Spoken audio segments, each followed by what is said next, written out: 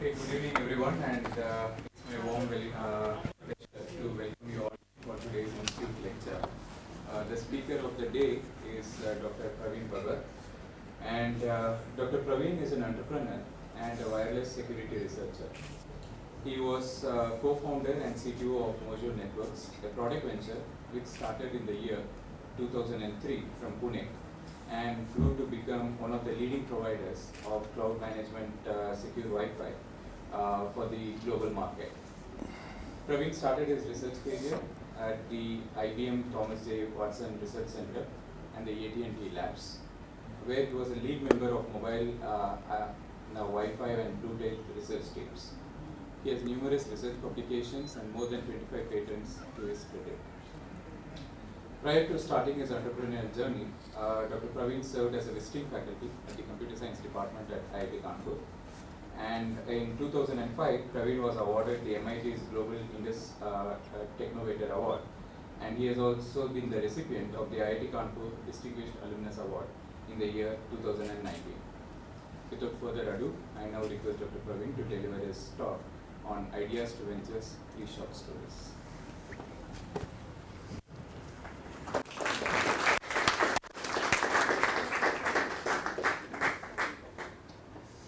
So thank you. I think it's always my great pleasure to be among the students of IIT Kanpur and faculty members. And I have distinct memories of attending many lectures in this very room. And in fact, we had a very memorable incident. I think maybe Manoj will recall. He was my batchmate. That in one of the chemistry class, Professor P.K. Ghosh had a PhD student who one day walked into the classroom wearing all Bhagwa clothes and shouting that, everything that you are doing is all mithya and the only thing real is Shiv. And he drew a sign of Sai, the Shiv's Trishul, on the board. And left, and people were like shocked, what is going on? And then Professor P.K. Ghosh came in and said, now that he has given us the guidance, we are going to start with Schrodinger equation. So I think that very incident, if I recall, happened in this very room when we were going through our second year of undergrad. So very, very rich memories of spending time at IIT campus. And I think one of the key lessons that at least I took away when I came into IIT Kanpur, you're like a school kid coming out of school, but the campus really, the interactions with all your friends and the discussions you have in the mess and the chai, it sort of opens up your mind to kind of newer possibilities. And you kind of start imagining bigger world. And you sort of that transformation takes place during the 4 years you are here. So I'll actually tell you sort of my personal experience of walking through this path. And rather than keeping a talk very technical at 6:30 p.m. at night, I'll try to keep it much sort of light humored. So if I have to sort of distill down what are some interesting, memorable things I've done in the last few years since I graduated, I have boiled it down to like 3 small short stories. And to put these stories in sort of a context, I remember once I was giving a talk and one person in the audience asked me a question that, what are things that you have done that have really given you a sense of joy in your life? And I was kind of put on the spot and I was kind of struggling for a good example. And then I recalled that when I was a kid, probably, in the 4-year-old, and the very first time I rode the bicycle, it was such an aha moment that, you are balancing the whole thing on 2 wheels and it was like a joy of life that I don't think I have experienced ever since that incident happened. And I think there are a few more things down the life which have happened, which have come close to that joy. And those 3 key moments is what I have tried to summarize in the talk today.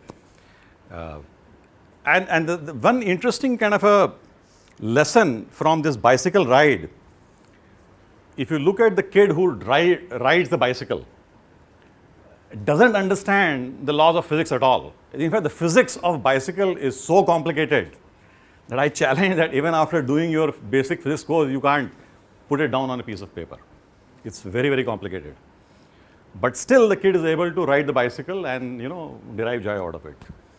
So why does it happen? Because there is a strong sense of desire that I want to ride the bicycle, and you kind of fall down, you get up again, you try it again, you get bruised, but you don't give up and you keep trying, and there's an immense amount of joy you derive out of that whole experience and journey of learning a bicycle, right? So 3 stories. The one is, the whole experience of building a venture completely ground up. I was the founder of a company name, which was originally called Airtight Networks, became Mojo Networks. It got acquired by Arista just about 3 years ago, and started with Who for a brief period. It was an immensely enjoyable ride.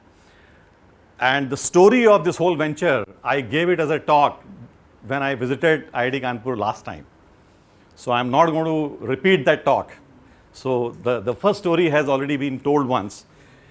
What I'm going to talk about today is a completely different thing that I've done after doing a tech venture. And that is a project named 14 Trees, which is going to be the focus of today's talk, and more apt topic since the talk is hosted by Center of Sustainability and Renewable Energy Center at IIT Kanpur. So relates to the topics which are very close to what the center is trying to do. And if there is time left towards the end, and that depends on how much amount of Q&A we have, if there is about 5, 7, 8 minutes of time left at the end, then I will tell you a little bit about the third story, which is a movie that I was involved in making. So 3 completely different things that I have sort of done over the last, I would say, how many? 30 years since we graduated. And I think these 3 experiences have come close to the joy of riding the first bicycle. So I'm here today to share my kind of a second story. So what is 14 Trees? So it's a experiment to figure out how completely barren land can be transformed into a jungle. And this is actually a Google map image of the area where we are working, and you can see there are large tracts which are completely deforested now. Once upon a time, this used to be a completely lush green jungle, but today it's a completely ecologically devastated area, and we are trying to kind of rejuvenate the whole area. Now, how did the story begin? So I'll kind of show you an interesting connection between the first story of building a tech startup and completely transferring gears into planting trees. So this actually is a picture from year 2005, when we had organized a company offsite meeting in Lonavala. So I was driving from Pune to Lonavala. Along the road, these were the pictures that I took along the highway, Bombay-Pune highway. So there are large tracts of land just being burnt. So it kind of, since I'm a big nature lover, I like to do hiking, trekking. I want to see nature preserved. And then you are going for this company offsite meeting where 10 folks are flying from US. We are going to be in Lonavala for 3 days to do company strategy meeting. And this is the backdrop against which you are going for the company offsite. It kind of puts you into a different mood. So that was kind of a moment where I realized that, while I am doing this tech startup and we are building our business and selling globally and all that, but there is very little influence or value we are able to add in our own surroundings where we are living. So this whole problem of people, burning large tracts of land, destroying all the jungles, we got to do something about it. So this was a backdrop, a thought which was always there in my mind. And that thinking actually eventually evolved into shaping of this project, 14 Trees, which I'm going to talk to you about today. So the way the story goes, that this piece of land near Pune, it used to look like this about 50 years ago. But today, if you look at the Google map of the same area, it looks like somebody has done a pure crew cut shave of the head. all the trees are gone, and things get worse. In the month of March, April, thousands of hectares are just burnt. So essentially what has happened, villagers have cut the trees and have converted that land into grassland. So you essentially let the cattle loose for grazing, and after the grazing season is over, the tradition is to burn the whole land. And by burning, the belief is that all the biomass converts into fertilizer and it promotes the growth of grass next year after monsoon. So your surface area for grass increases and you get more fodder for the cattle, and every year you keep expanding the area that you are essentially using this way. So while immediate benefits are derived, no question, but on a long-term basis, the land becomes completely dead. All the nutrients start leaching out, topsoil starts sort of getting, it becomes loose, it flows with the rainwater, the topsoil is gone, the trees cannot grow, and essentially a green patch of land becomes a complete ecological disaster. So I sort of thought, there has to be a better way than how we are using the land in this form. So in year 2013, I actually acquired a piece of land in Pune, and the picture that you see at the bottom left is exactly how the land looked. And picture in the rest of the frame is how the same land looks now. So these two pictures are taken exactly from the same spot with the same angle, and you can see the before and after. And this transformation, it took about 8 years to unfold. So it was like a small lab experiment I was doing near Pune, while in the foreground the Mojo Networks drama was unfolding, but this was my weekend kind of a decompression project. And when this thing kind of clicked, it looked like, it looks promising, it can be done. And then like any, venture idea, we think, how do we scale? So the idea evolved into how do we scale this to a larger level? Because taking a small piece of land and putting all your energy and resources into it is doable, but how do you scale it to a bigger level? So 40T is an attempt to search for a replicable model for doing it at a bigger and bigger scale. So it's an ongoing project. By no means it is done, but it's a journey that we are currently working through. And I'm glad that some of the faculty members sitting in this room had a chance to visit it recently, just about 2 months ago, maybe just a month ago. And that this stuff is, and I think one important point I will show you this in this talk, every picture I will show you is real. There is no stock photography, no downloaded pictures from Google image library, everything is real. So that's sort of how the switch from a complete tech to a totally non-tech kind of a thought began. And so obviously, how do we go about restoring the land? You plant trees, you allow them to naturally grow. And today, actually, tree plantation is a fad. I mean, everybody is planting trees and posting pictures on Facebook and feeling good about it. So I often get asked, so you are also planting trees, so what's the big deal? What's the difference? So I'll explain you, in what ways what we're trying to do is different, what is the thought behind it, and so on. So if you dissect the problem of rejuvenating ecology, you need a piece of land that you're going to rejuvenate. You need to bring water from somewhere, because without water nothing happens. You need to choose what kind of species you want to bring on that land. And you have to protect it for some time before it becomes self-sufficient, right? So these are the 4 basic fundamental things you have to do. And you can compare any plantation project along these 4 axes to analyze what choices they are making along this, right? So as far as our choice of land is concerned, we are deliberately choosing that piece of land which was once upon a time jungle, but has been destroyed by human activity. So it's ecologically devastated piece of land. If land is already fertile, it already has water, all the facilities. So oftentimes I get offers after seeing our work that, why don't you come to our area? We have, nice soil, we have great water, everything is there. So I said, then why do you need us? If you have soil, if you have water, just go and do it yourself. So we are working only on that piece of land which is God-forsaken land. People believe nothing can be done. It's barren, it has no life left, there's no water. So we deliberately go and choose that piece of land for rejuvenation. Now the biggest challenge in such a piece of land is where are you going to bring water from? Because if the water was available, the land would already be in use, somebody would be cultivating it and so on, right? So by definition, there is no water there. And by I mean no water meaning no easy access to piped water. If you drill, there is no groundwater. So the only source of water is actually rainwater. So we are deliberately selected a piece of land where we have only choice to tap rainwater and nothing else.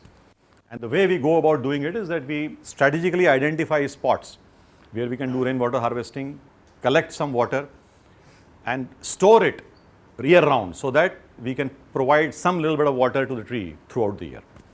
Now how do we do it? I'll show you some pictures. So we have dug around 64 ponds in the area where we are working. And out of these 64 ponds, about 42 are able to hold water. And the remaining 22 are just percolation ponds, meaning they collect water and the water seeps underground. So you basically have both, ponds which hold water, ponds which don't hold water. And yet both are very useful because the ponds which don't hold water allow that water to be seeped underground, and that's what allows the groundwater recharging to happen. So we have a combination of both. But the key is that we are not trying to bring in any piped water at all. We are not trying to do borewell at all, just rainwater storage. So that takes care of how we bring out water. Now third key issue is what kind of species you plant. Now typically when we think of plantation, our immediate thought is, let's plant something which will generate fruits, some yield in 2 years, 3 years, we can generate returns, make some money, pay for the cost. But the problem is that's a very human-centric view of looking at the nature. So what we have done is we have been lucky that we have gotten a lot of guidance from ecologists and botany experts who have studied flora and fauna of Sahyadri mountain region over the last 25 years. So they shared with me a list of 220 species of plants, trees, herbs, which are endemic to that region. So we have brought seeds of those varieties, grown into saplings and planted only those varieties in the project site. Now these trees do not have commercial value. Many of them don't have commercial value, some do. And then people say, why are you planting them? Well, there is a whole ecosystem which depends on them. There are insects, there are butterflies, there are birds, there are animals. It's a food for them. And the problem today is that all such trees, herbs are disappearing because humans don't find any value in them. So you're chopping them off and replacing them by only yield-centric varieties. And the problem is that ecosystem requires everything, all kinds of combinations of things, and so we are trying to essentially recreate that original jungle variety that used to exist before human intervention started. And interestingly, a lot of these trees actually have medicinal value or some very yet to be discovered functions. So it's important to protect those species, otherwise a few years down the road we may not even find them. So essentially idea is to bring back the original glory of the jungle, whatever was there. Now here when we are doing plantation, as I mentioned, the objective is not to generate returns on investment, that the capital that's going in, but instead create a sustainable ecosystem. So again, once we have done that, we are observing that the insects are coming back, butterflies are coming back, lizards are coming back, and the best proof of the experiment succeeding is that last year, February onwards, a leopard has started coming to the area because now there is water, there is food available, and an apex predator showing up is a sign of sort of the A+ grade that you can expect for any piece of work that you are doing, because you can't bring them in through any other means. So that process has already started. Now, it's easy to plant, but ensuring that that sapling survives is the most difficult part. And I think See, there's a difference between a kid being born and kid being raised. There's a huge difference between the two events. Exactly, planting a sapling and making sure the sapling survives is exactly the same level of difficulty. And here what we are doing is, there's a too much of pressure from grazing, the people who graze grass, and they are not going to disappear. Even if you put fences, they will cut the fences and come in. So what we have done is every sapling we protect using a tree guard, which is made by the local tribals. So every sapling is protected, so the grazing can continue, and the sapling also grows, and after 3 years the tree becomes self-sufficient, that it can withstand any grazing activity in the area. So for every sapling we ensure protection for 3 years, and then things sort of work. It sort of becomes an autopilot or self-sustainable beyond that point. So the 4 things that I mentioned, identify the most difficult land, arrange water through rainwater harvesting, choose right saplings, and then finally ensure protection. Now these 4 are the technical 4 pillars that you have to take care of. And to tell you honestly, there is really no rocket science here at all. We all understand exactly what is involved in doing it.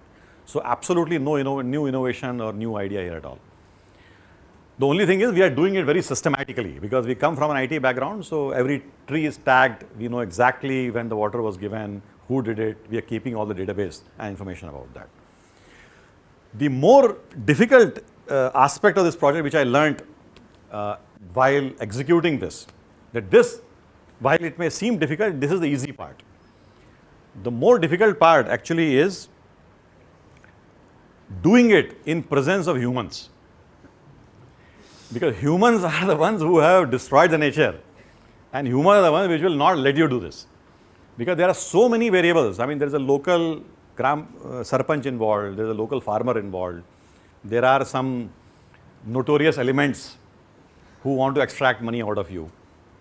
So I have had, in the last 8 years, there have been 2 FIRs that we have been through to continue to do our projects. So many trips to the police station to sort out the matter. So getting the humans to kind of agree to what you're doing, I think, is the most difficult part. And what I learned is technology actually has a very important role to play in solving this problem, and I'll give you some examples of it, how that actually going to happen. So let me begin with kind of one example. This is a picture of the attendance board at our project site. So project is run completely by tribals. So those who show up for work, their pictures are put on the board. So every day this picture changes. So whoever comes, the picture is there, right? And we take a picture of this board and store it in our database.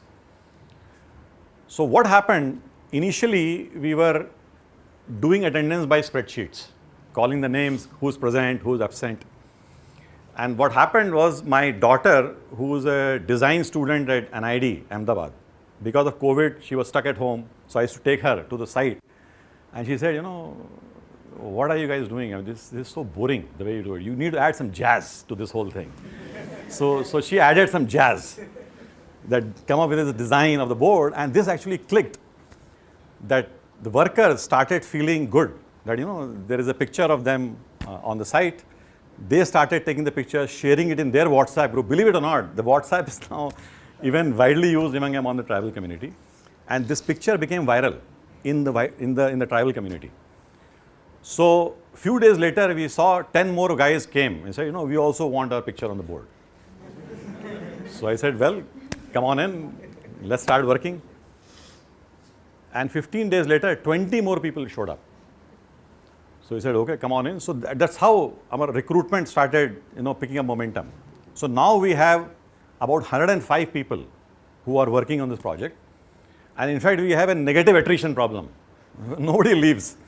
We have more people ready to work because they are deriving a sense of kind of a joy and purpose, and there's an emotional connect between them and the project. So what we figured out, to actually solve the human angle, getting human aligned, that emotional connect is a very, very important thing. So this actually solved our all workforce, labor union problems, because now everybody feels this is part of the big project that they are part of, and they're enjoying the journey. So that took care of our kind of workforce, motivation, and all these issues, right? The next example I show you, the trees that we planted along the road, I took the name of all the villagers from the Sarpanch and put a name plate of every villager on the road. So now there is a tree in the name of every local villager. So when people saw their own name attached to the tree, they were like kind of amused, ki ye kya ho raha hai? So not that they will start watering the tree themselves, but at least now they become vigilant. Ki the person who is responsible for planting, watering that, उसके पीछे लोग लगते हैं कि boss तुम कल दिखाई नहीं दिए, कहाँ गए थे? So that local pressure on the performer is already built up. It becomes the topic of the town and the guy disappears. And contrast it with the government did a 33 crore tree plantation drive 2 years ago. ठीक है? But those trees are hard to find because nobody cares. But here what has happened, that emotional connect between the tree and the people has happened, and automatically our survival rate has shot up to close to 100%. Our trees don't die because people, it becomes their prestige issue to make sure their tree stays alive. So very kind of a non-techie answers to solving some real life problems. So now what we did, we extended this idea to the visitors. So when visitors come to our site, every tree has an ID. Just like you have a MAC address for every Ethernet port, we have a MAC address for every tree. And when people plant, we associate their name with that address, and we take their pictures, and then people naturally ask after 4 or 5 months कि भाई हमारा वो पेड़ लगाया था उसका क्या हाल है? So we say we'll send you an update. So people become sort of connected to that. So at that point, once the emotional connect is formed, we don't talk about statistics. Ki, our survival rate is 60% or 70%. Because you never say, if somebody asks you what is the survival rate of your family member, you don't say it's 80%. I mean, every family member is important, and you fight as hard to make sure everybody gets good care. So that sentiment, we are trying to bring it into this plantation scheme through this simple idea of connecting names with trees. So once this basic idea clicked, now very interesting thing happened. 2020, I identified that there was a large tract of land available there. And you're thinking, how do we go about sort of scaling up this project? And IIT Kanpur was celebrating its Diamond Jubilee exactly the same year. And because of COVID, all the celebrations worldwide were cancelled. So I called up Professor Karandikar that, we have to celebrate our Diamond Jubilee and we can't step out of our home. So what do? I said, I have a lot of land. I can plant tree in the name of every graduate of IIT Kanpur.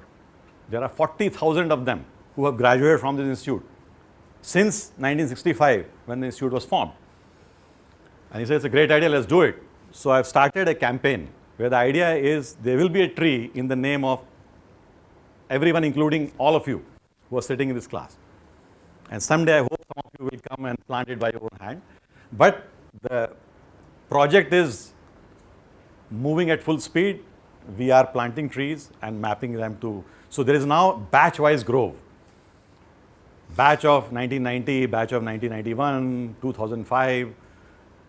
And the interesting thing is that if each graduate were to plant one tree, 150 acres of forest or barren land will get transformed into a jungle.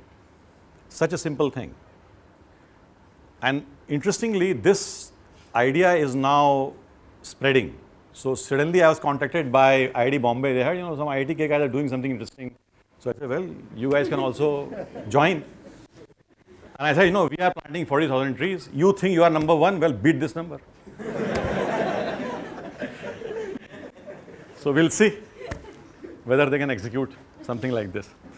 So we are getting this, healthy competition kind of. So suddenly COEP Pune, PICT Pune, IIT Delhi, all kind of now waking up. कि ये कुछ करते हैं. And I think that's the sort of emotional energy is what you want to unleash, to channel it sort of in this direction. So once you got this basic construct, there are kind of interesting variations of this you can try. So we have one plot, which is we call as the IIT Kanpur Faculty Grove.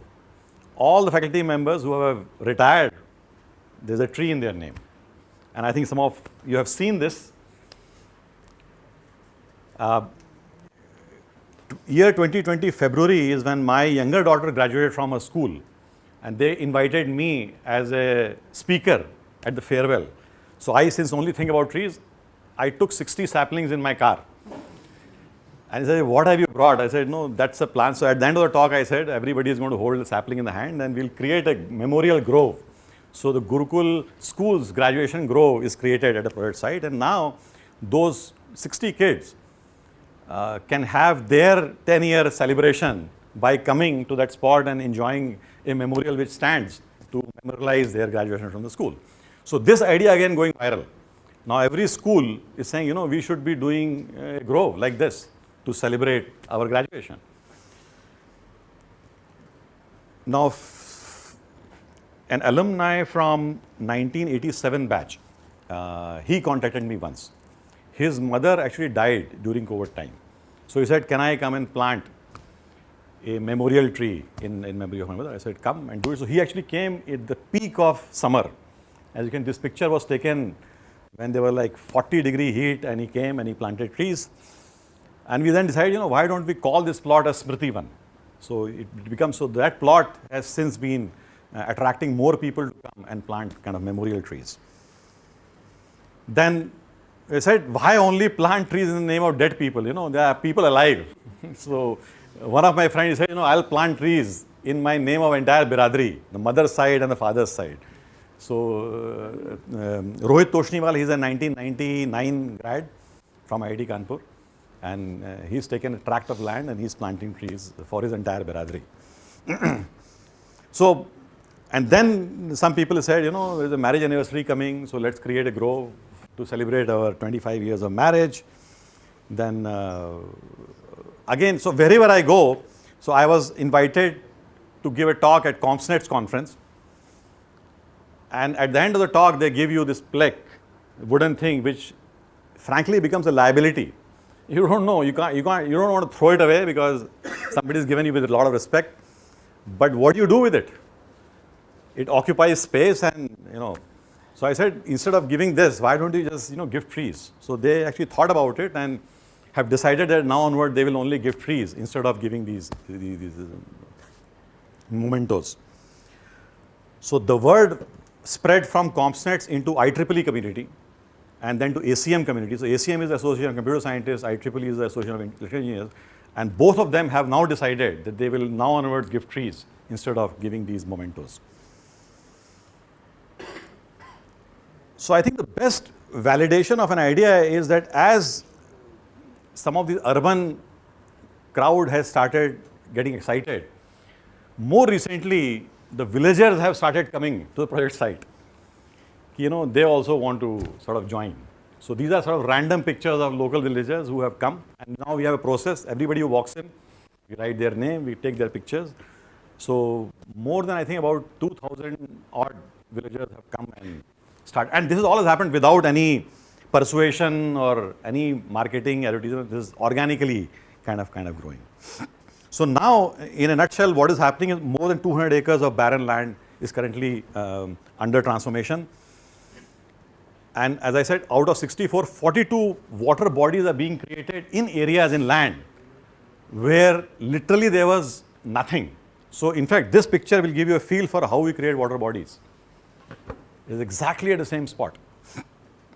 People thought, you know, the water body cannot come here, but this is a hole dug in a rock, and basalt is impermeable, so it holds water through the year.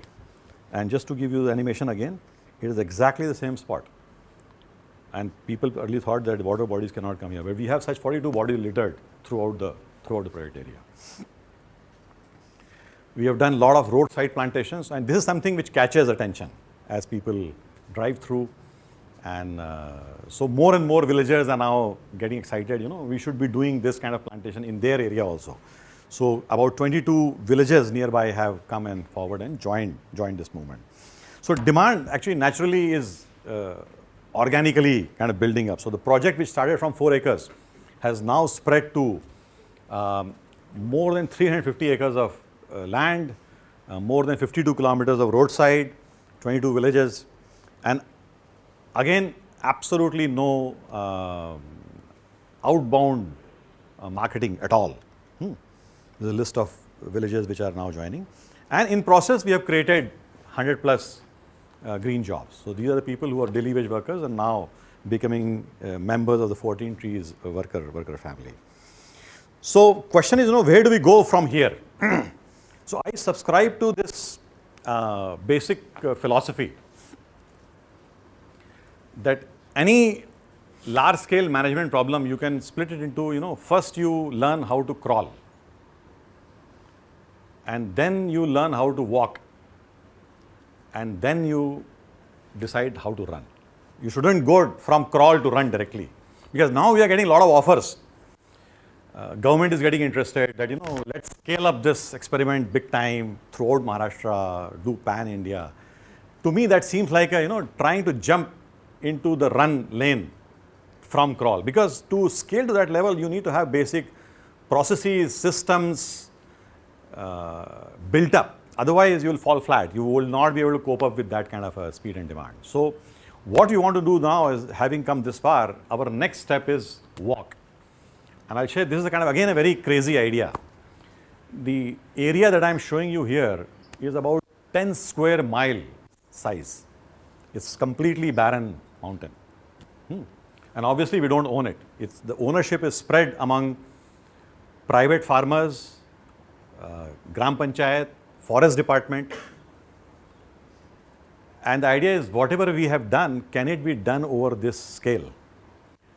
And it's an experiment which requires alignment of all of these various stakeholders, departments. And again, the human alignment, I think, is the most difficult part. Technically, we have shown how to do it, but still getting all stakeholders aligned is not easy, especially anything to do with land. There's too much money involved and too many vested interests involved, so it's very difficult to earn that trust that you are doing it just out of desire to restore nature. You have no commercial motive behind it. Very hard to convince people. The only way to see is to come outside and see it. So what you want to do is to kind of expand the project to this scale. And that's where the collaboration with IIT Kanpur and the mission that the Sustainability Center has set forward is so exciting. Because we are doing we are trying to make IIT Kanpur a net zero carbon emission campus. Whatever lessons we learned from this, if we can then apply those into a real life setting. See, here it's easier because the entire campus is under a single administrative control. But executing the same ideas, see, here people find difficulty that this department is not aligning, that person not aligning. That problem is here also. But imagine multiplying the problem 100-fold when you go into a public place like this.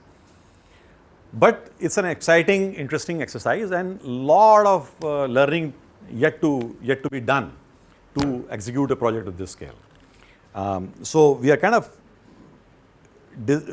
setting out on a journey to see if in the next few years, see if we can transform that entire land into green. Now, whether or not it's going to be possible, whether it will remain a utopian dream, I don't know. But in the context of this decade, where worldwide there is awareness or desire to promote ecology restoration projects throughout the world, the timing of this idea is very, very apt. That there is a global awareness, people want this thing to happen, we are conducting a large-scale experiment. So if we can pull it off, it can really be a good example, not only for India, but globally, because such an experiment, at least I am not aware of, something of this size and scale is being tried elsewhere. So, and the interesting thing is that to pull something off, it requires expertise from such a diverse set of areas. You need expertise in ecology, economics, social sciences, and also technology. And I'll actually show you a couple of examples of where technology is playing an important role. Maybe I'll take that detour right now to tell you an interesting technology problem here. So remember, the attendance board idea I told you about. If we have to scale this idea to say 1,000 sites, currently the way we do the attendance, these pictures are put up and some person then looks at the pictures and writes down the names, who has come in, who has not come in. But then, as a computer scientist, you look at the problem. If I take a picture of this board and if I train an ML engine to recognize these faces, then I can automatically extract who is there and fill up that spreadsheet of attendance, right? I don't need to manually fill it up. And if I scale this project to 10,000 sites, all I need is a picture coming from each site to the cloud, and I'll automatically track who's coming to work and who's not coming to work. So that's where a very cool application of ML engine can be applied. And interestingly, there's a company named crowdcrafts.com. They are doing a lot of ML work, sort of cloud-based ML apps they are building. And the founder happens to be my batchmate. So he once came to the site and he said, look, I love it. So he is using this problem to train the new recruits to go through this problem and solve it, and that becomes a training program for the company. And he has already built an engine which is about 92% accurate. And I have given him a challenge, 92% accurate is not good enough because I want 100%. We are using this as attendance, so we are paying money. We can't afford any misses. So they are now working on how to get 100% accuracy on this ML engine. So just an example of a very low-tech setting, but an extremely high-tech application to scale up. So I think whenever you talk about scale up, another interesting problem I'll tell you, 87 batch graduate, there's a person named Ramana Atre. He is a guy who's an astronomer and he also teaches computational biology at IISER Pune. So he has developed a technique where he uses moths as a way to measure the health of an ecosystem. So the way the idea works, you set up a screen at night which attracts, and you throw light at the screen. So a lot of insects and moths come and they stick to the screen. And you take a picture of that screen and you count how many moths are there and how many types of moths are there. So the hypothesis is that if you have a very diverse set of moths and large number of them, it's an indication of a healthy ecosystem. If you do the experiment in a desert, you will not see any moths. But that process of counting and identifying is very laborious. It takes them a month to come up with how many moths and how many types are there. And that problem is perfectly suited for an ML training. That you train an ML engine to recognize moths with all orientations and varieties. So just take one picture and you can essentially build a biodiversity detector. So that's another project we are going to be doing this summer. So again, a very low tech setting, but an extremely high tech idea is being applied to scale this thing up. So coming back to the point I was maintaining earlier. So in this decade, there is an opportunity to think big, do a larger scale experiment, and that's where it's turning out to be an exciting. So how do you scale up the model? So basically, we are now learning that there are multiple stakeholders. Obviously, you need government bodies to collaborate. 14 Trees is an enabler. You also need corporate sponsors. And then you need locals who need to be recognized into this experiment. So if you kind of somehow bring them all together, that's the beginning of building up a scale. So most recently, the word has gone out, the entire Pune district administration. So the person on the right is the divisional commissioner, the collector of Pune, the chief of forest, the Jilla Parishad CEO, everybody came, and now pretty much everyone is warming to the idea, let's do this experiment at a bigger scale. And more recently, I don't know how many of you can recognize, Mr. Ramadurai, he was the CEO of TCS until recently. He heard about the project and he drove all the way from Mumbai to see it in the middle of, so this picture was taken in the middle, again, 38-degree heat at the top of the mountain, and he came and he is now trying to mobilize the Tata Group to, take it seriously. So we'll see, hopefully some good things will come out of this. So I've, done some bit of work in my early career in open source software, in open networking, where a bunch of people just came together, worked just for the joy of working on that idea. There was no commercial interest. So similar spirit, we want to evolve this into an open source environment project where, anybody who's got a great idea, interest, just come on over, do your thing. It sort of evolves into a platform. And we are beginning to sign up partners. And I'm very, very happy that we are building a sort of very deep relationship with IIT Kanpur Sustainability Center. And in the process, we are going to expand this group to doing more things. So often sort of people come and ask me, why kind of, where does the name 14 tree comes from?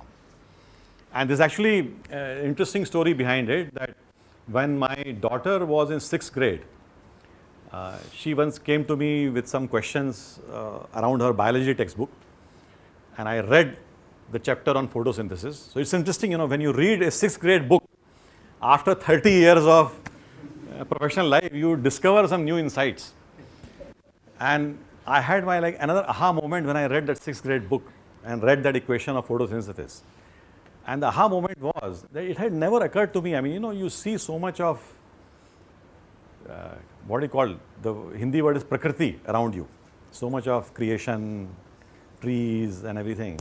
It had never occurred to me that actually all of that is nothing but water and carbon dioxide molecules combined. That's it. Land, soil has very little role to play. The big banyan tree that you see standing, you think it is coming out of the ground. The ground has very little role to play. Less than 0.5% of the weight is actually from the ground. 99.5% of that weight is nothing but water and carbon dioxide molecules. So when that realization, I had read that equation in 6th grade myself, but I never had that aha moment. But at the age of 48, I think when I read it, it was like, wow. And then it sort of triggered a series of interesting questions, because I've been traveling a lot, and in the flight you sometimes get quality time to read, reflect. I recall reading an article once, it said global CO2 emissions are rising, they're like 20 point some billion tons being spewed out into the air every year. And I look at the number and say, so is this big? Is this small? I have no feel for it. 20 billion tons of CO2. Relative to the earth, is this small, big? I don't know. And I'm a computer scientist and I'm having a tough time grasping that number. So I'm wondering, how can people relate to it? But when I read that photosynthesis equation, it suddenly occurred to me that, maybe there is a way to present these numbers in a form where people can relate to them. So I became curious that, we are talking about CO2 emissions, that so much automobile emissions, so much emission from the airplane, so much emission from electricity generation. But we are also CO2 emitters. We are breathing in oxygen, breathing out CO2. So let's calculate how much CO2 we are breathing out. So I did those calculations. In a one day, how much CO2 we breathe out, in 1 week, in 1 month, in 1 year, and over 100 years of lifespan. So the number that comes out, if you integrate over 100 years of lifespan, so basically the idea is, if you plant 14 trees, that entire CO2 you breathe out will get absorbed. So now it makes sense that, my carbon footprint is equivalent to 14 trees. So at least the least I should do is plant 14 trees before I die. So everyone I meet, I ask them, what is your counter today? You only got another 20, 30 years left. So you better finish your debt before that. And the interesting thing is, 14 trees seems a doable number to everybody. It's not a big number.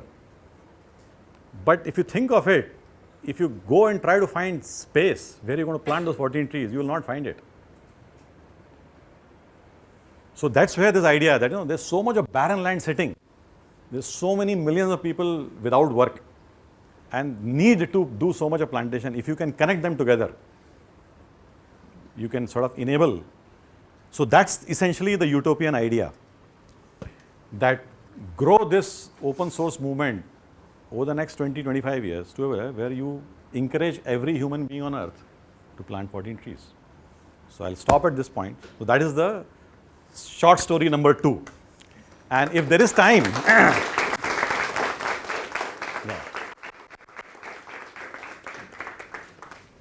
I don't know what is a hard stop here. If there is time, I can spend a few minutes on the third story. So, or if people have any questions on this, we can first quickly finish Q&A and then go to the third story. Yes. So, all all the land you have to bought some land, or it is just government land?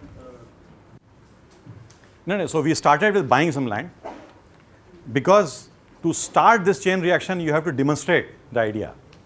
So we demonstrated this idea on the land that we bought, and now we are encouraging the private farmers, Gram Panchayat, Forest Department to make their land available where we can do this plantation. So how they are benefiting from it? Because we are putting the capital for the entire tree plantation, and the yield and of. how you are getting capital for this much land? Yes. So capital, the way we are doing crowdsourcing. It's purely crowdsourced project.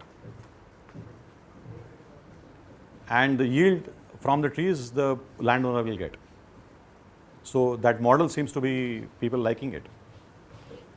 Sir, I'm asking the question for the future perspective. Yes. So, if you ever think if we got habitual to plant trees, like you said that 14 trees can absorb the entire life and we emit the carbon dioxide. Yes. So, if we plant, let's say, around 20, 30 trees per human being, so let's say in future, what will happen if the plant don't have carbon dioxide to take it and synthesize their food? Well, the good news is that we are never going to run into that problem. We are never going to run. It will be a good problem to have. We will return to ice ages. Sir, second thing, you saw that attendance board. So you are saying that because of that attendance board, you can figure out that how many workers are there and they are working per day, right? So what if some workers come for attendance? Yes. And after attending, after writing their photo and then how to solve this? Right. No, so that's why I mentioned that it's important for the workers to feel part of the project. They have to be motivated enough to work. So obviously we have checks and balances to see whether work is getting done over a period of time or not. But so far we have not had that problem. No, because you mentioned that the local villagers are there, so many difficulties are there, sarpanch and so many things are involved in that. That's why that thought came in my mind. Yeah. So I think the same problem can happen in a company also. That you show your attendance and then you disappear. Don't do anything. So at some point you will get fired, right? It will take some time for the system to detect that. Yeah. Thank you so much. Yes. Can only rainfall water scale up to this figure you have mentioned? I think that's the only sustainable answer. And interestingly, before humans became active, rainfall was sustaining the whole life on Earth. So there is an existential proof that equilibrium did exist with rainfall. We are just trying to mimic that. And if the rainfall is deficient, you should not be planting trees that need more water than that. You should adjust your template based on what can be sustained with that amount of rainfall. Because if you can't sustain the rainfall, it's not sustainable. Yes. Sir, at the beginning you told you created 46 ponds in the first time. Yes. So how did you guys decide where to create those ponds? So now we have, interestingly, we have not taken any expert advice in this project anywhere, because the entire project scaled up during COVID time and nobody was available. So it's more like learning by doing things. Now we have become very good at it, that if you show me any land, I can tell you where to dig the pond just by looking at terrain and making some assessment where the water will flow and where to store it. But we had not done any geohydro survey to identify the spots, nothing. It's more, I'll tell you, the best software is written not by computer scientists. There are these crazy hackers who have not even passed high school, and they are the ones who really do the real software development. So it's like, oftentimes, more experimentation and is what is needed to get to the pulse of something. So we have just done experiments and we have failed many times and we have learned from it. We haven't captured that wisdom into some document or a yet. But you get a good feel for it after getting good at it. Yeah. And is the final goal of this project to get that emotional connect to all the people so that they all start planning? No, see, I think, today all the issues around global warming and, climate change, people somehow feel that it's the government's job to do something. There is nothing I can do. So idea here is to, unless you make people aware, conscious, it's very difficult to engage them into a constructive exercise. So this is an attempt to kind of, invariably people who are becoming part of this are becoming much more conscious and aware. They're becoming curious to learn more and so on. Because just planting 14 trees will not solve global warming problem. It will only get that conversation started. It will just bring that awareness. Sir, I want to ask one thing. Yes. You are working in very small area. Why are not automating that things? Like you can take rainwater and you can put some pipe, and from that automatically it will water the plants, so that labor cost will be saved. So I am looking for somebody who will give me the check to fund that. At this point, it's cheaper for me to pay labor. But sir, you are getting funding from the government or some other sources. No, no, no. We haven't taken a single rupee from the government yet. Then how are you paying salary for the like, Crowdsourcing. same crowdsourcing you can? Come and raise fund for us. We'll do it. Yes. For a signboard where there is a sponsorship logo. So how you persuade the corporates, because there's no scope of advertising there. Yeah. They are sourcing you for this. So how is persuading them? So some of those corporates actually are run by my batchmates. So I can, twist their arms. So in fact, I'm going to Delhi tomorrow, and a few guys are running big ventures, so I'm hoping they'll write a check.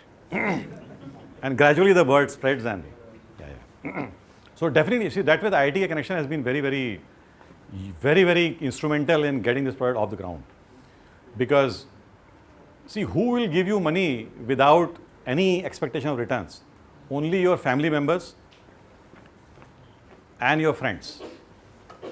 So the largest sponsor of this project is IIT 90 batch.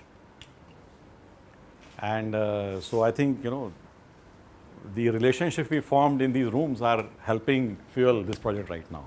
And hopefully that message will spread bit by bit. So, Yeah. one more question. Yes. Sir, so this project is only limited to Pune area, or if in some part of the country someone wants to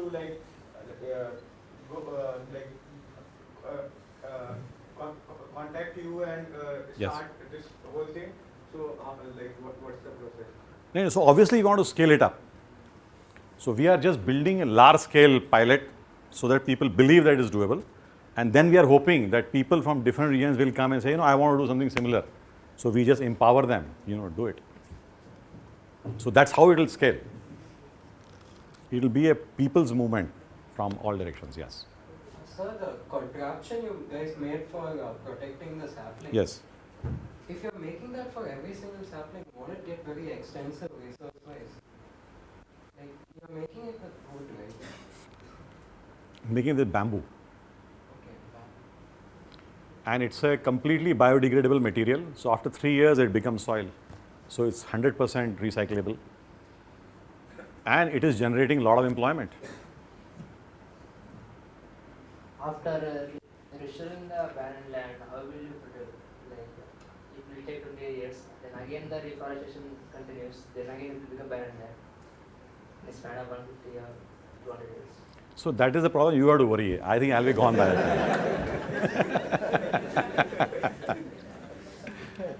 time.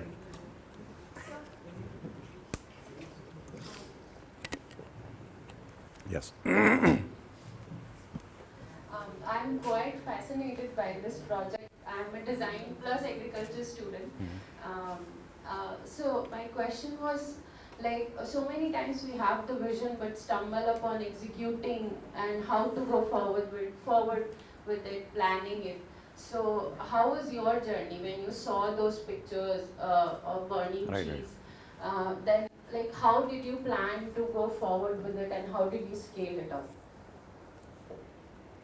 Yeah, I think you just need clear conviction and focus to see. It's almost like, there are some people who like to do mountaineering. They pick tough peaks to climb and then just go after it. And the challenge of that exercise is what excites you. So what is exciting in this is actually, see, football will not be an interesting game if there are no defenders stopping you. Football is interesting because there are defenders stopping you, and then you figure out a way out that. In some ways, I treat this as a football game. Can you score a goal that you want to, despite those obstacles? I guess. Yeah. Yeah. So I think you wanted to do probably another 5 minutes or so? That second, third is So I think what we'll do is after this Q&A, we will allow those who want to drain out, and then we will reserve the best for those who want to stay. Sounds good. Nobody will go. No. They have to.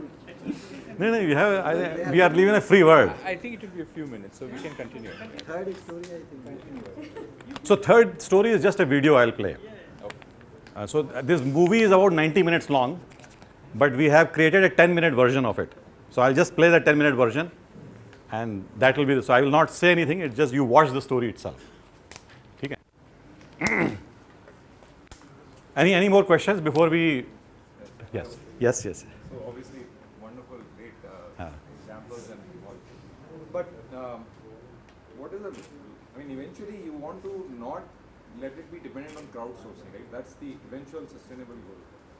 You would want maybe the government to somehow, or any agency to somehow see it as a viable economic activity. So is that somewhere like... No, so okay, yes, that's what we would like to happen. But if somebody asks me, do you have that model right now? Answer is no. So till then it is crowdsourcing, till we figure it out.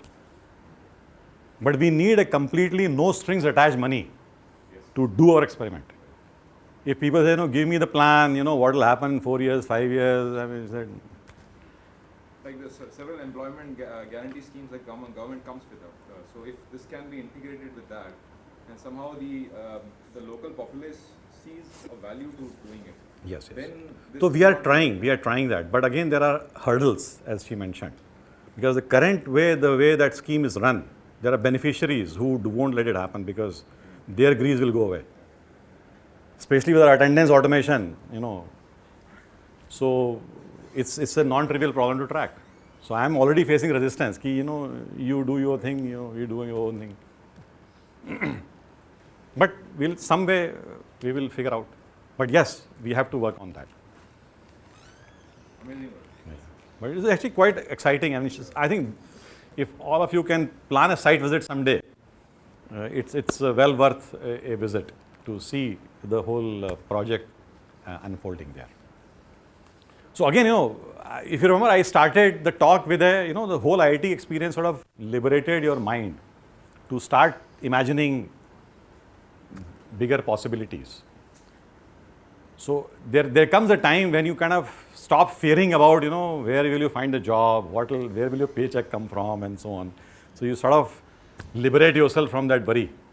It's not that worry, that you still have to find your paycheck from somewhere, but if you sort of start liberating yourself, you can experimenting with sort of interesting ideas. So in some sense, this is a very utopian idea, and we'll see how far we can push it. And I think really the relationship with, so we, in collaboration with IIT Kesavan Center, we organized a workshop in Pune for which some faculty members came.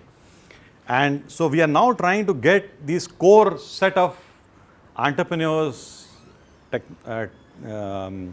social scientists, economists to come together to explore this. And that beginning has been made. But so similar to how the internet happened in the early days or the open source software movement started, we want to kind of start this tapping of this constructive energy. And I think we are off to a good start. Just to Yeah. add, the students are welcome to participate in the center's projects and activities related to carbon neutrality. So if you are interested, you can contact us. Yeah, I think anyone interested, contact Professor Garg, and you will be put to some real work. Yeah.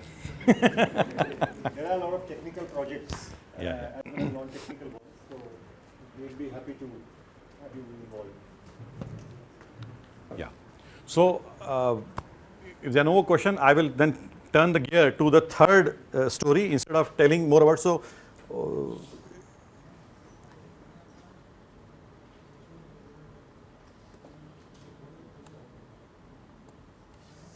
this is actually another crazy idea I was involved in, that we celebrated our batch Golden Jubilee by making a movie, and movie which captures the life experiences of our batchmates.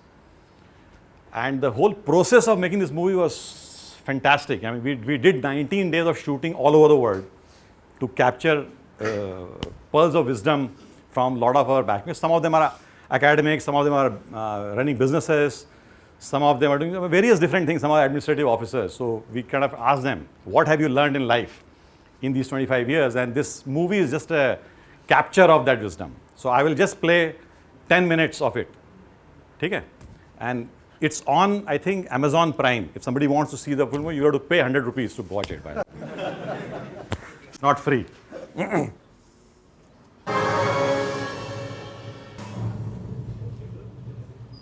I'm the passenger 25 years, yes, you run all of.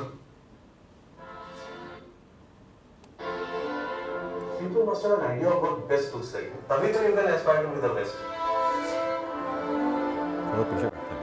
You become what the environment shapes you to be. My journey would have been somewhat different had it not been where you get started.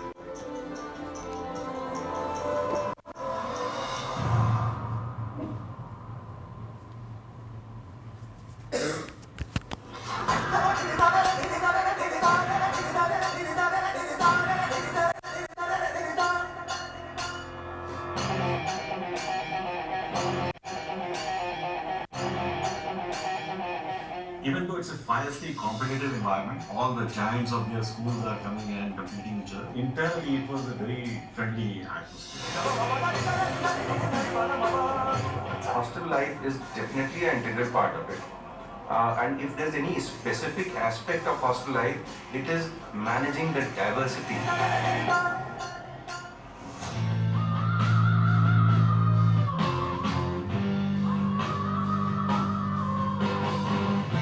I used to hear this.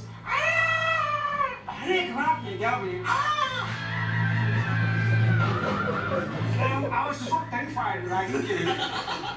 तो पता चला कि this guy Sunil Khatri is listening to Deep Purple silent night.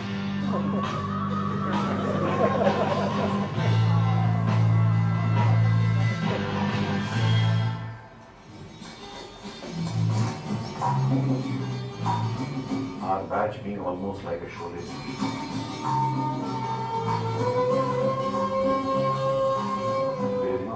where every character is perfect, every setting is perfect. There's drama going on, there's tragedy going on. I mean, talk about every emotion is there. There were serial bomb blasts on the trains in the evening. I was in charge of the suburban train operations in the Mumbai. Looking at the terrorist threat, the real challenge was to bring back the normalcy as early as possible. In any job profile, problems will come. And at times, it will test you to your limit.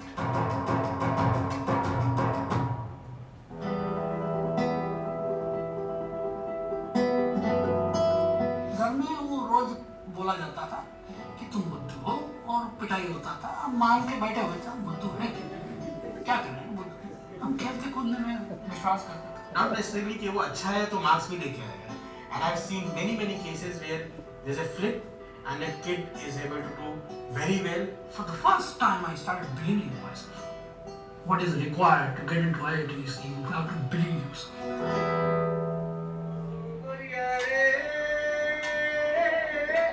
पहला झटका तब लगा जब first time हुआ. I was given warning. So I didn't take any lessons from that, and then I was kicked out of this place.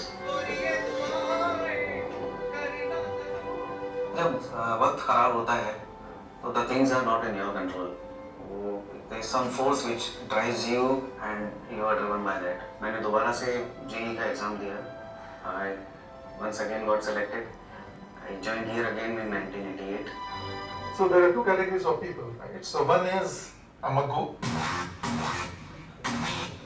They are the ones who you can typically see right in the morning. They have a jhola on their side and they have their bikes and they would just rush to the library or rush to their classes. You could see that flurry of activity. You have to fight your place in the restaurant. You have to fight your place in the breakfast. If you let these people who are going to attend the 8 o'clock class, and you have ample space there to sit and leisurely eat your breakfast. First 2 semesters मतलब पढ़ के whatever you do.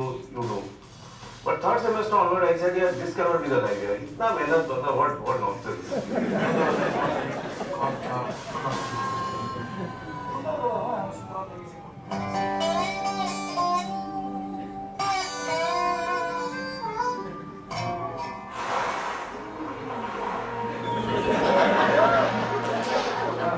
हर तरह की चीजें आती थी, कुछ अच्छी भी होती थी, कुछ बेसिक इंस्टिंक्ट्स को मीट करती थी. There's a good kissing scene going on, so SFS repeat, SFS repeat, SFS repeat. So I have to stop the movie, wind the reel, and then rerun that kissing scene. Other movie with triple kabaddi, I have to do it like 10 times, people were still not satisfied. Once a stammerer, always a stammerer. You just feel so depressed and so frustrated that such a simple thing like speaking a sentence you are not able to do. Sunil Paliwal is beyond how he speaks. There are other things in me. My sincerity, my integrity, my hard work, my dedication, devotion. So why should I only bother about how I speak?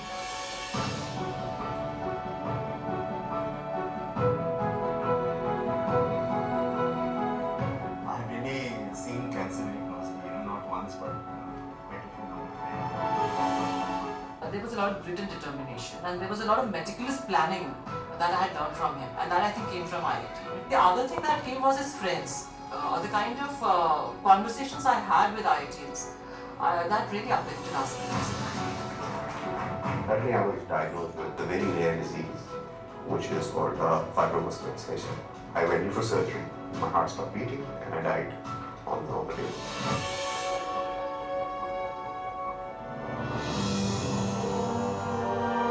मैं sweeper भी करने लगा, मेरी family को भी. मैं खंबे के नीचे पड़ गया और मेरे पास कोई बुक नहीं थी, कुछ नहीं. मैंने बोरो की थी बुक्स. मैं रात को रोडवेज की बस में सोता था. तो मैं वहाँ 7 तक बढ़ा. फिर वहाँ पर मैंने एल्डोस ऑफ की.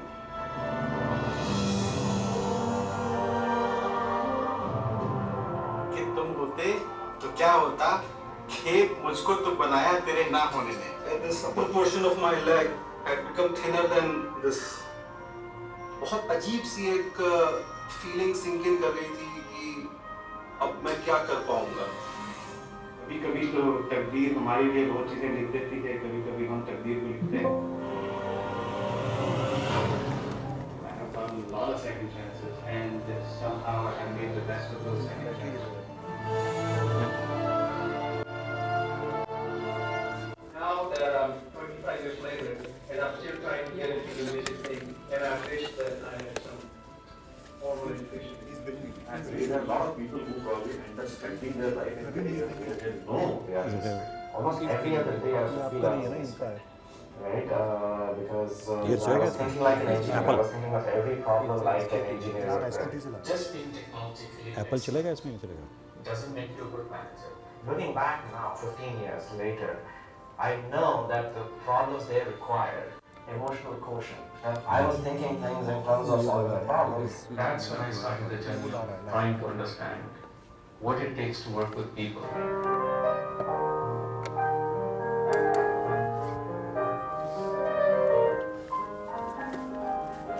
The journey from starting from a village in Bihar to becoming a tech entrepreneur, I think it's like almost the kind of journey you see in movies, right? All these years, it has kind of been burdening my mind and soul as to how and why am I not able to do something fundamental in village to make a difference.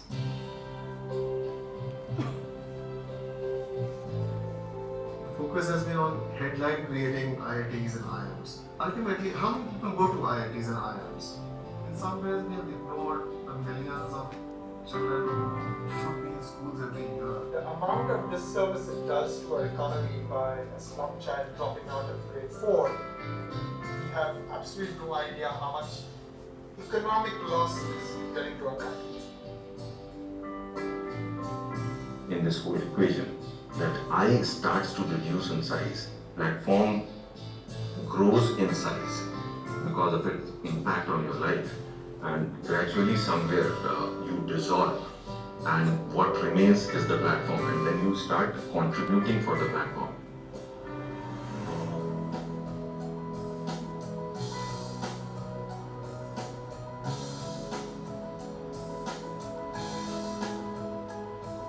It's an experience that I enjoyed. Really, the end was not involved. It's really important to kind of find happiness in what you do. The ability to learn is probably more valuable than the learning itself. If you learn how to learn, then you can keep learning all your life. The maximum education happens from your peer groups.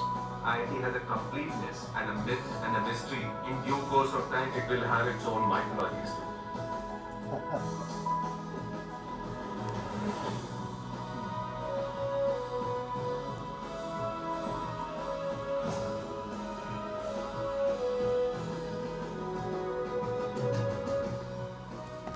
We typically IITians think is that if we have applied our brain to a situation, the situation is under control.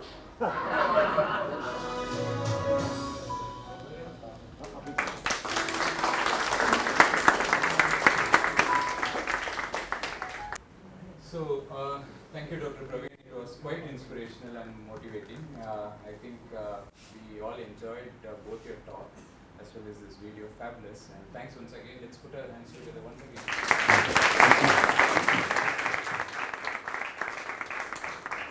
So, we do have a small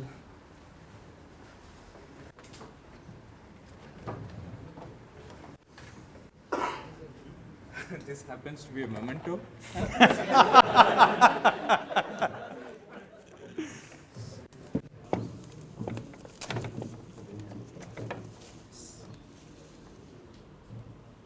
So, may I request Professor Garg to present this to Dr. Pravin?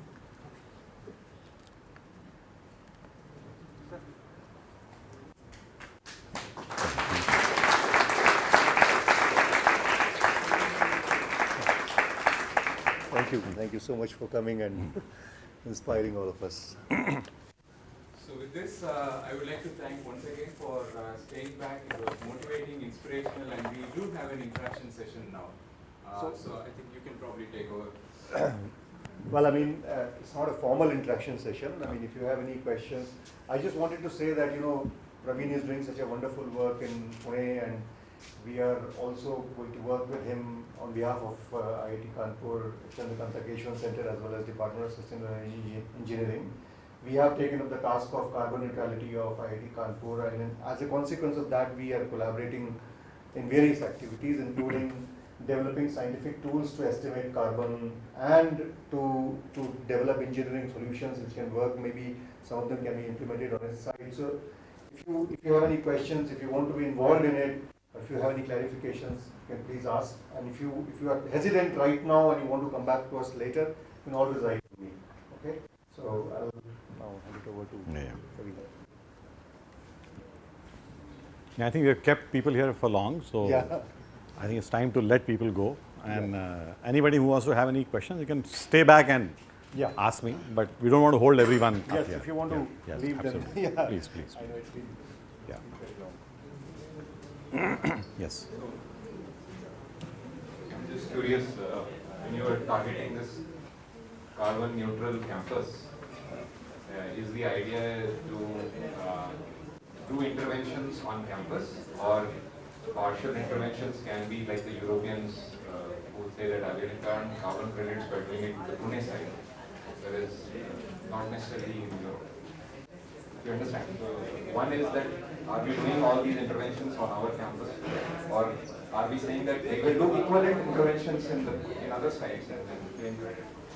I think you need combination of both. One approach will not work. So ultimately, neutrality can only be achieved by bringing about certain, I would say, measures on the site. And whatever you are not able to achieve is what you compensate through some external interventions. So it has to be it'll be fantastic if you can do it by yourself. That will be. That is the real challenge. That's ideal. It will be a sustainable model for India. Yes. So that should be Otherwise, it will be just postponing a problem to a lesser place. Yes, absolutely. Like the Europeans are So a question to explore is it possible or not? I think we have to dig deeper to even answer that question. We don't know yet. My gut feeling is it will not be possible, but we'll find out. Because the current lifestyles, unless you bring about change in the lifestyle, it won't happen.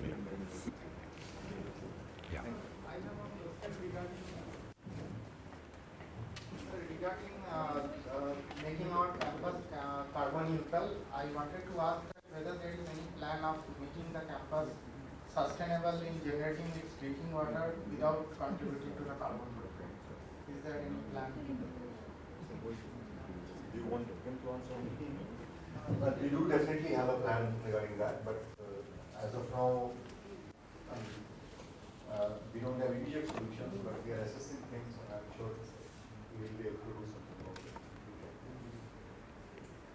I mean, that's a great question, because it's a very important question. Water is something that we are definitely going to be, in fact, we're talking about water today, and that is a major problem that we might end up having on this campus as well. So, bring in practices which can save water, to harvest water, to prevent wastage of water, all those, there are some behavioral changes, but there are at the same time some technical changes which have to be made, that we do as a function of time. Compared to in hostel, there is the electric detergents that are there. Can you replace it? We definitely try that, yeah. Sure, definitely try that. That's a good solution. I think thermal, solar heating. Solar heating something should be. Solar heating is something that we. Yes. Some of them have, some of them do not have the solar heating. We have to look into that. निकलना है मनोज के साथ जाना है. My question is regarding this Miyawaki model of urban afforestation. So, do you think that kind of an approach makes sense in this kind of large-scale afforestation? Because I've heard about a lot of people talking about that is the sustainable way of having unattended afforestation and all. So I just want to be your See, my view is that nature is a very complex control system. It stabilizes in certain form. So if you look in the history, geological history, you will see examples of what are the states of equilibrium. Miyawaki is a great idea for urban reforestation, where you have small tracts of land, you want to create highly dense kind of a jungle fast there. I still am skeptic about that approach being applicable to large scale forestation that we are doing, because the carbon footprint of Miyawaki is very high. You first dig up the land 5 feet, you transport a lot of soil, you put in a lot of water. If you do the calculation of, see, in urban setting, the cost is not an issue. So my gut feeling is that if you look, the carbon footprint of Miyawaki is very high and it won't sustain. And that style of, you're putting, 10,000 saplings in 1 acre. I don't see that kind of forest in nature through the normal natural equilibrium. So it is a unnatural design. So it's good for urban forestation, but I won't attempt it into the type of setting that we are doing. And actually, if you talk to pure ecologists, they don't like the idea. But people who are approving large budgets, they love it because, And why do they not like the idea? It is not natural. From ecological point. See, first you have, it requires massive intervention. You dig up ground 5 feet, you remove that thing, you put in, you transport a lot of soil, fill it up, you bring a lot of water. If you calculate how much fossil you are spending to do it, and it requires immense amount of money. So, because they also talk of native species only in terms of plants, but it's just yeah, that yeah. the other part, the preparation itself. The preparation itself is very, very high on fossil fuel. And if you look at total budget, it's very high. Yes. Good evening, sir. Sir, I wanted to ask one general question about college life. Sir, how to spend our college life productively? So you will be able to see a bigger picture which I cannot see. So watch the full length movie and you will get all the answers. The movie that I played, there's a full length version available on the net. Watch it, you will get all the answers from 70 people who are going to share their experiences. Exactly. Bhagwat also has to leave for a Yeah, another. dinner. So maybe 1 or 2 quick questions. Yeah. So actually you are using a biodegradable fencing, right? Like we are cutting trees for protecting the trees. Why can't we use some plastic which is some kind of idea, like which is already created? Any ideas in that? So first of all, see, just like you grow vegetables, the bamboo is like a crop. And bamboo is something that needs to be harvested. If you don't, it decays and dies. So to maintain the bamboo plantation, you have to harvest it. So essentially utilizing the material that you have to harvest anyway. And if you look at the carbon footprint of plastic versus compare it with the carbon footprint of bamboo, you will get the answer. I'm not telling about produce more plastic to protect. Existing plastic which is to recycle, we can make it some kind of. See, ultimately that plastic is going to go in the ground after decay. So it's better to leave a biodegradable material in the ground than the plastic.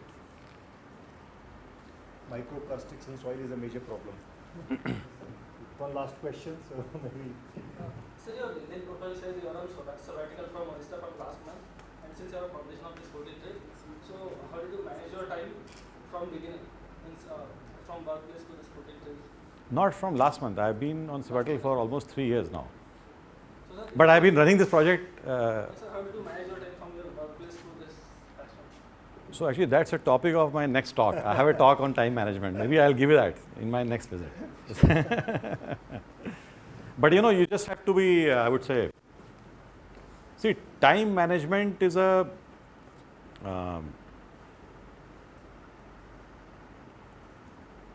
see, you have to be an organized person, very organized person to manage your time well. And I'll give you an example. Often what happens is people go for shopping and then they come home and then remember, they forgot something. So they go back and, so if you had that list with you when you were in the shop, you will not have to make that second trip. So it's a very simple example, but thing which you need to do at any point in time if all information that you need is already organized for you. Because a lot of time just goes in searching for stuff. And if you can cut down that crap, you can become much more efficient. But it's a longer topic for discussion. But yeah, you have to manage your time well to be able to do multiple things. So with this, I think we are approaching 8 p.m. So thank you very much for attending. Yeah, thank you, Pravin, for a wonderful and very inspiring talk. We'll have him again over here. So yeah, as many times as you want. No problem.